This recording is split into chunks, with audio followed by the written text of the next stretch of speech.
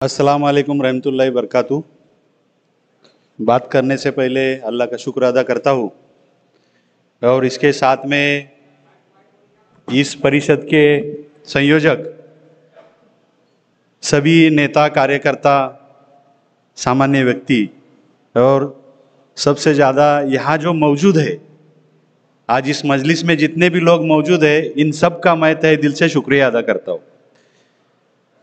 फिक्र क्या है ये तो हम सबको मालूम है, लेकिन कहीं से शुरुआत करें ये थोड़ा हमारे में उलझन थी।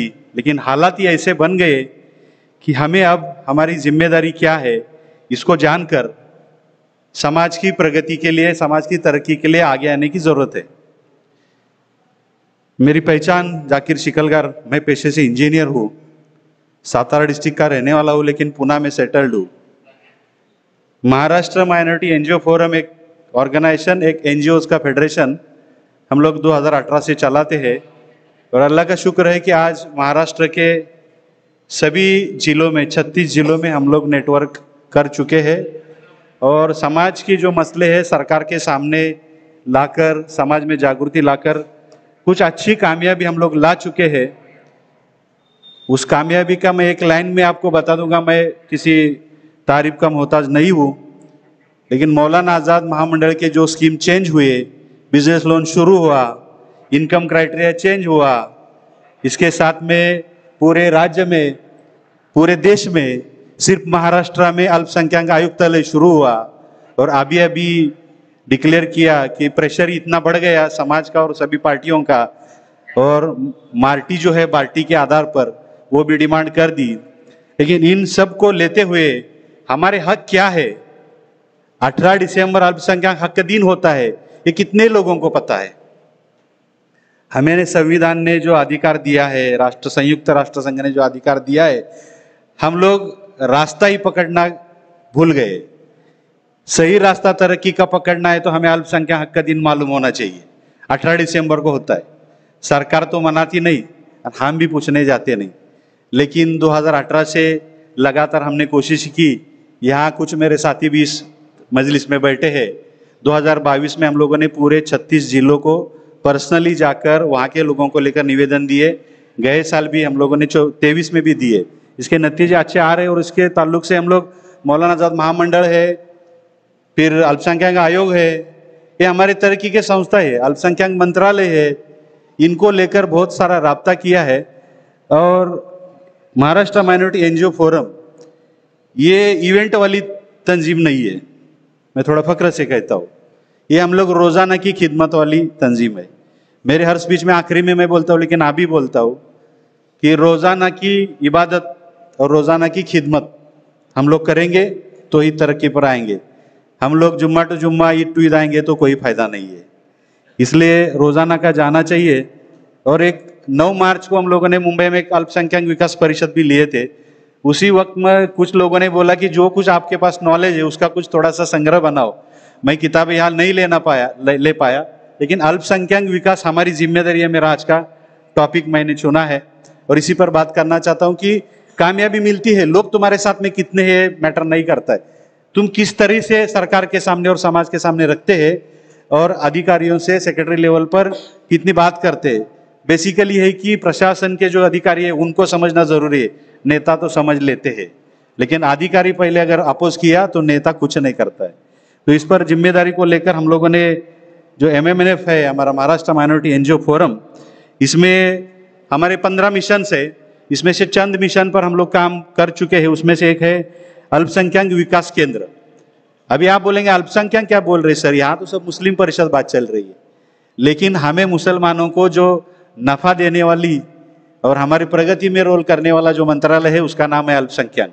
सरकार हमें अल्पसंख्यक बोलती है।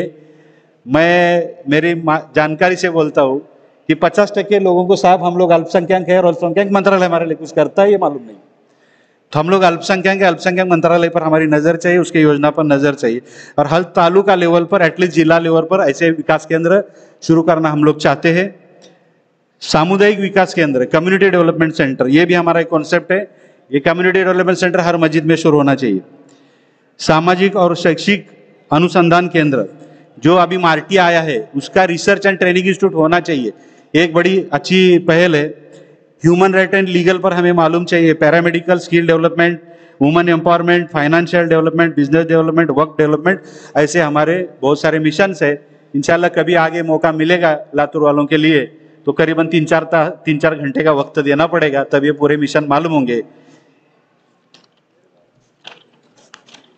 अभी ये जो हम लोगों ने 18 से जो कामकाज किए हैं, इसके ऊपर क्या मैं आज यहाँ पूछ सकता हूँ या आपको खुद सवाल पूछे कि अल्पसंख्यक के लिए राज्य शासन और केंद्र शासन की कितनी योजनाएं, क्या हमें एक साथ कहाँ मिलती है? वो अल्पसंख्यक मंत्रालय की वेबसाइट का हाल इतना बुरा है कि अपडेट ही नहीं है, तो वहाँ योजनाएं कहाँ से आएंगी, योजना का यूटिलाइजेशन क्या हुआ, उसकी उपयोगिता क्या हुई, ये भी ढूंढने का वक्त है। लेकिन हमने यहाँ पर ढूंढा है, एक ही योजना का मैं नाम शुरुआत के बताता हूँ, नवीन शासकीय तंत्र निकेतन शुरू करने।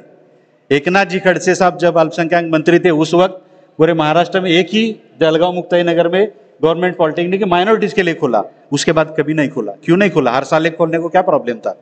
लेकिन ये सब दिखावा है, अल्पसंख्यक योजना को जानबूझकर तरक्की से दूर रखा जाता है, ये आपके गिरेबान में रखो। और लोगों को पता भी है, लोग हमारे बोलते हैं सरकार हमें कुछ नहीं देगी, लेकिन मांगे तो देगी ना, तुम मांगने ही नहीं जाए तो कुछ नहीं देगी। ऐसे बहुत सारे योजना है सब, यानी कि इसको बोलेंगे टाइम पास योजना है, इसके लिए बजट की तरतूद नहीं रहती, उसके लिए इम्प्लीमेंटेशन नहीं रहता। अभी हम लोग जब जिलाधिकारी, हर 36 जिलाधिकारियों को मैं मिलाऊं, मंत्रालय मिलाऊं, आयोग मिलाऊं, वो बोलते इम्प्लीमेंटेशन एजेंसी नहीं, इम्प्लीमेंटेशन एजेंसी नहीं, तो उसके लिए हम लोग बोले जिला अल्पसंख्यक संनियंत्रण समिति जिले में, वो किधर है? वो कायम ही किए नहीं, तो वो करना चाहिए। और ये योजना का फलित क्या होता है, इसके लिए हमें ध्यान देना। जैसे मैंने अल्पसंख्यक का दिन की बात करी, ऐसे ही पंत प्रधान 15 कलमी कार्यक्रम, अल्पसंख्यक विकास 15 कलमी कार्यक्रम होता है। कांग्रेस के दौर में ये अल्पसंख्यक विकास कार्यक्रम आया, लेकिन अभी जो इस सरकार ने, एनडीए सरकार ने जो दिया है उसमें काफी हल्का कर दिया, यानी हमारे लिए कुछ अच्छा कुछ दिया नहीं है। लेकिन इस पंत प्रधान 15 कलमी कार्यक्रम को आप वेबसाइट पर ढूंढो, इंशाल्लाह वहां पर आपको सभी मालूमात मिलेंगी। और इसी में पंत प्रधान 15 कलमी कार्यक्रम अगर हम देखेंगे तो ये जो हमारे 3 मुद्दे हैं, आरक्षण, शिक्षण, संरक्षण, इसका जवाब उसमें आपको मिलेगा उस तरतीब से, और उसको हम लोग मजबूत बनाएंगे उस प्रोग्राम को, तो हमें आगे जाना चाहिए। हम लोगों ने सरकार से डिमांड भी किया है कि पंतप्रधान के धरती पर मुख्यमंत्री अल्पसंख्यक विकास कार्यक्रम होना चाहिए। पूरे देश के हालात अलग है, महाराष्ट्र के हालात अलग है, हर रीजन के हालात अलग होते, वो भी हमने डिमांड की है। अभी मैं कहूँगा कि इसमें अल्पसंख्यक समाज और घटनात्मक अधिकार क्या है, हमने इस पर कभी रोशनी नहीं डाली, हमारे समाज में बहुत कम लोगों ने इस पर रोशनी डाली है, लेकिन इसके भी हमारे बहुत सारे मुद्दे हैं। आप अगर अभी रजिस्टर में सबके नाम दर्ज कर रहे, सभी के मोबाइल नंबर हमको मिलेंगे, इस किताब की PDF कॉपी मैं वहाँ पर मौजूद करूँगा, तो ताकि आपको इस किताब में बहुत डिटेल में है, बात करने के लिए 1 घंटे से ज़्यादा वक्त लगेगा, लेकिन वक्त की कमी है, ऐसी चिट्ठी अभी आई है, लेकिन आए हैं तो थोड़ा जो बातें रखना चाहिए। मौलाना आज़ाद का भी वही हाल है, बिजनेस लोन अभी शुरू हुआ। अभी मैं इस पर बजट जो है, मेन मुद्दा मुझे हमारे दोस्त मोहसिन भाई ने बताया था कि बजट पर सर रोशनी डाले। मैंने 2013 से राज्य का बजट का एक रिसर्च यानी कि डाटा वहाँ से मंत्रालय से लिया, तो इसमें 2013-14 का हमारा बजट है, लेकिन उसके पीछे का अवेलेबल ही नहीं है। माइनॉरिटी मिनिस्ट्री मेरे ख्याल से 2008-9 में बनी सच्चर के बाद में, लेकिन 2013-14 से डाटा अवेलेबल है। 358 करोड़ का बजट था राज्य का, और केंद्र का था सिर्फ 15.4 करोड़। क्या होगा, केंद्र क्या दे रहा है, केंद्र का टोटल बजट क्या है, आप सर देखो वेबसाइट पर जाके, बहुत हमारा जो परसेंटेज है वो क्या हालात है देखो। 2013-14 358 करोड़, 14-15 को डाउन किया 255, 15-16 को 374, ऐसा करते करते 2019-20 का 387 करोड़ था। हम लोगों ने जब काम शुरू किया, जब 387 करोड़ था, नवाब मलिक साहब मंत्री थे, और माइनॉरिटी राइट डे के मुद्दे पर हम लोगों ने उनके साथ में काढ़ा बैठक किए थे, चंद 2-4 लोगों ने किए थे, और वहां से हम लोग लगातार बजट बढ़ाने के लिए आगे उसके लिए काम किए।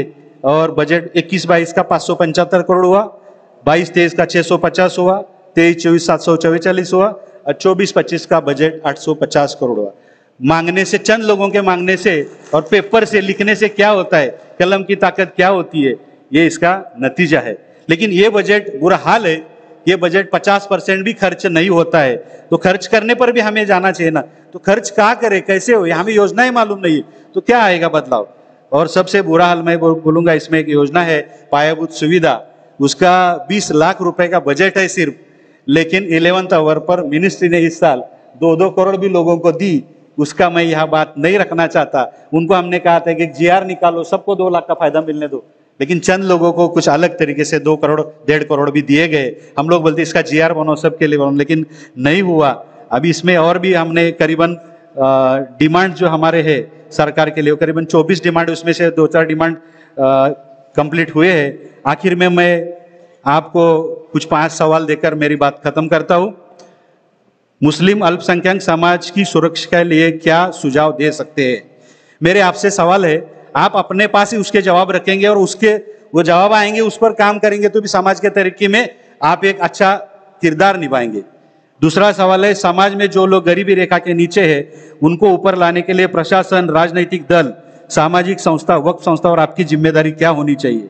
हर बच्चा कम से कम पदवी तक तालीम उत्तीर्ण होने के लिए शासन, समाज और आपकी जिम्मेदारी क्या होनी चाहिए? देश के विकास में सभी क्षेत्र में मुस्लिम समाज का देश विकास के प्रति योगदान बढ़ाने के लिए आप कौन सी जिम्मेदारी निभाएंगे? देश में एकता, मानवता, शांतता बढ़ने के लिए आप कौन सी जिम्मेदारी निभाएंगे? मेरी चंद बातें चंद वक्त में मैं खत्म करता हूँ।